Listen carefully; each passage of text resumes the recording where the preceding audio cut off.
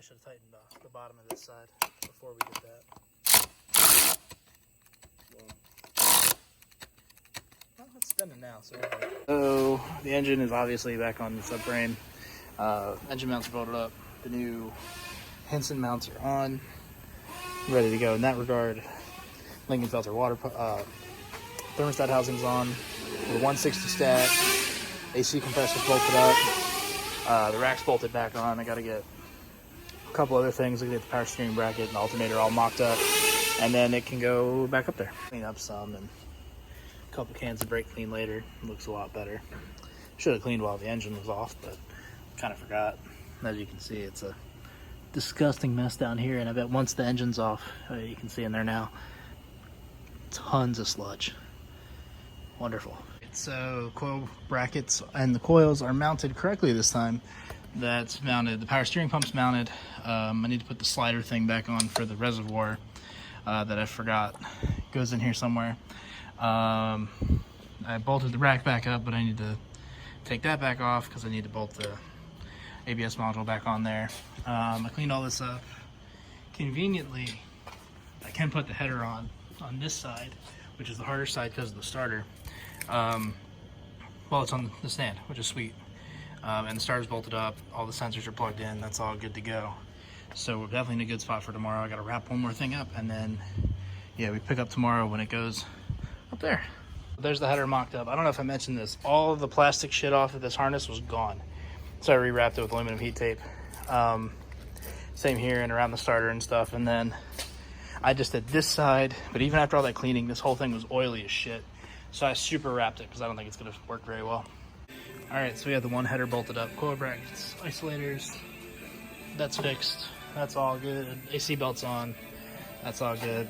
I broke the starter, so I got a new one of those coming, so we can't do this side. But once that's on, the starter's on. I'm gonna build the new steam kit, and up she goes. There's really just a blonde one of space on that throttle body. It's kind of crazy.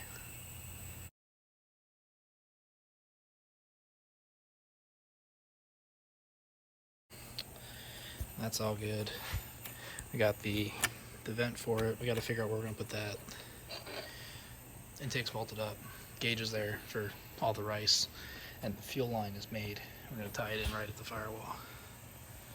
So this whole time I've been wondering why this intake kit came with a different set of bolts. I couldn't figure out what they were for. They're for the valley cover. These hit the intake, and this doesn't. Makes sense. Took a whole lot of grinding. Might have gone a little too far.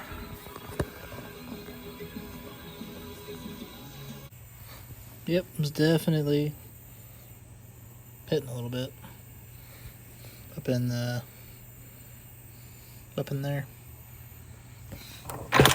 Ooh, would you look at that?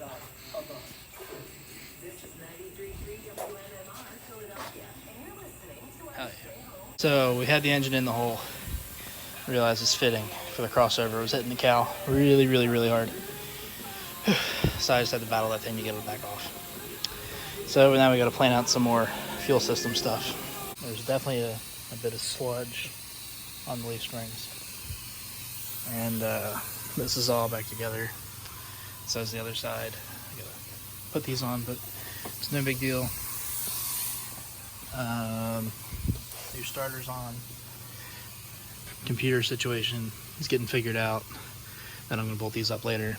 I'll probably do this side because I don't think I need to do anything else in here unless when I do the master cylinder. So I might leave this apart for now because it'll make my life easier. Alright, so we're wrapping it up for today. Engine's in the hole. Ordered a bunch more AN fittings to redo the fuel lines for the fuel rails and the crossover and everything. Got to redo all that. I have a new master cylinder I need to put on, and I have the TIC performance adjustable master for the clutch that I need to put on. That I'll probably do tomorrow also. The front end is reassembled. This side is we're slowly reassembling. Still got to figure the computer out. The AC doesn't work in this car, and there's no vacuum at the vacuum block in the passenger side glove box. We found out there's no vacuum lines there at all. So for some reason, somebody took them all out. Don't know why. we're trying to redo that.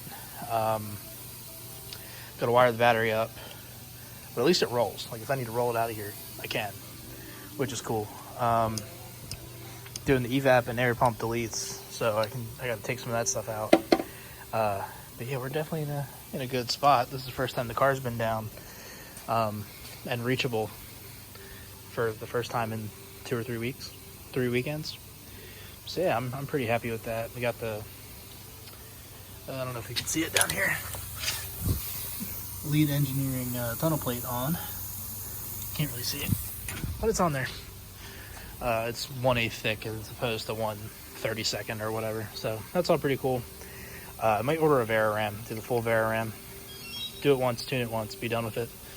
But yeah, thanks for watching.